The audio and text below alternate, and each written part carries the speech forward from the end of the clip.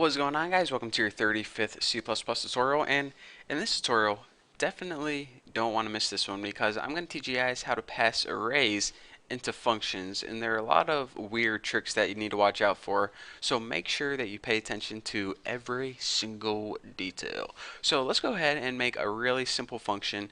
I'm going to make it really easy. The only thing it's going to do is print out an array, one by one. So if our array was like 43, 21, 8, it would print out 43, 21, 8. Really simple, but it's a nice clear example. So let's go ahead and make sure you're working outside your main function right here and call it anything you want. I'm just calling mine print array, and it's going to take some parameters. The first parameter that's going to take is the array itself that we're going to pass it in. So let's go ahead and say we're passing it in an integer array. Go ahead and write int and then give your array a name, the array. And whenever you pass an array into a function, you need to write those square brackets right after it. If you don't write those square brackets, it's going to think that you're going to try to pass it in a variable. And we want to tell our compiler, no, our first parameter whenever we use this function is going to be an array, hence the square brackets. So what people typically do whenever they pass in array into a function, they usually want to pass in the size of the array too, because that's information that you definitely need to know later on. So just go ahead and name the size of array, and this is of course going to be how many elements are in the array. So now, like I said, this is the easy part. Let's just go ahead and build a function that prints out each element in the array. So for int x equals 0, because remember, we always want to start at 0, so that's never going to change. The only thing that's going to change is this second thing we need to pass in. X is less than size of array. So check it out. We can go ahead and write, later on when we create our array, instead of using size of array, x is less than 10 or x is less than 20. But now whenever we use this function, we can pass in any array in any size we want, and it's going to work perfectly. So instead of setting this equal to a number like 10, 15, 5, I like to set it equal to a variable because then it's a lot easier later on. And of course, x++ incremented by 1. So now whenever we pass in an array, it's going to loop through each of its elements, 0 to the last element. So now let's just go ahead and print it out on the screen, the array, and of course for here we plug in x and n line. So now, once I fix this right here, what we built is a function that basically takes two parameters, an array and the size of the array. We needed this information because whenever we created our loop, we needed to know how long to make that loop last. And of course, for each line, all we did is we print out whatever element, whatever value that element is equal to.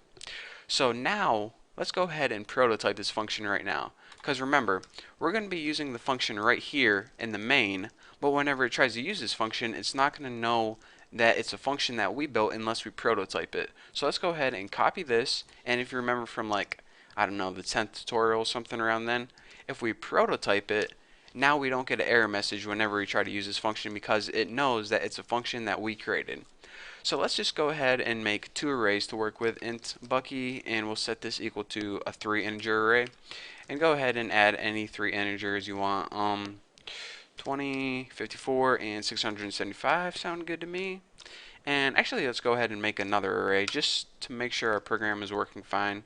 I like to name my arrays names, and I'm going to name this one Jessica, and she's going to hold 6 integers. So set this equal to, get that out of the way, and 54. Why do I use 54 all the time? 24, 7, 8, and 9. And how many is that? 5. And another one, 99. Good to go. So now we have two arrays. Bucky, which has 3 integers, and Jessica, which has 6 integers. So whenever we want to use this function that we just created, just go ahead and type the name of your function, print array, and give it the two pieces of information it needs. But you know how at the beginning of this tutorial I said that there are a couple of tricky things that you guys need to watch out for? This is one of them. You might think in the first parameter you might type Bucky or Bucky square brackets or Bucky square brackets 3, but actually the only thing you type is the name of that array. So of course, well, how can I explain this? You already created an array called Bucky, so now whenever you pass it in, it knows it's an array. You don't have to tell it that you're passing in an array because obviously if it created it already, it's going to know. So that's why whenever you pass it into a function, you don't use those square brackets at all. And of course, the second piece of information it needs is how big is this array? So let's go ahead and make sure 3 and pass in 3 for here. So now let's go ahead and build and run this program and check it out. 20, 20, 54, 54, 675, 675. And now let's go ahead and use this for Jessica. Jessica array, again, with no square brackets, and 6. So let's go ahead and build and run this. And it looks good to go. 54, 24, 7, 8, 9, 99. Pretty good. So one last time, here's what we did. In the very first line of code, we built the function prototype because if we didn't have that prototype, let me just go ahead and comment this out, and we try to run it, we're going to get an error message. So this error message pretty much means this. Alright, I did this, and now you want me to do this? What the heck is print array? So when we do include that prototype and try to run it, it knows that, oh, print array is actually a function that you guys built. Alright, so now I'm going to run this and I know to look for a function. So anyways, that's what prototyping did. In the main, we just made 2 arrays. And in this line, we just called that function and passed in the array name and the size of the array.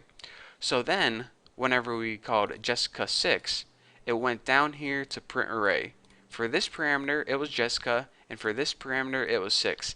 And then it looped through, pretty much looped through a loop 6 times. And it said, alright, for the array, which was Jessica, print out each index of that array 0 to 5. And that would give you your 6 elements. So this is basically how you use an array in a function. And the only couple things you need to watch out for is this. Don't forget to prototype your functions.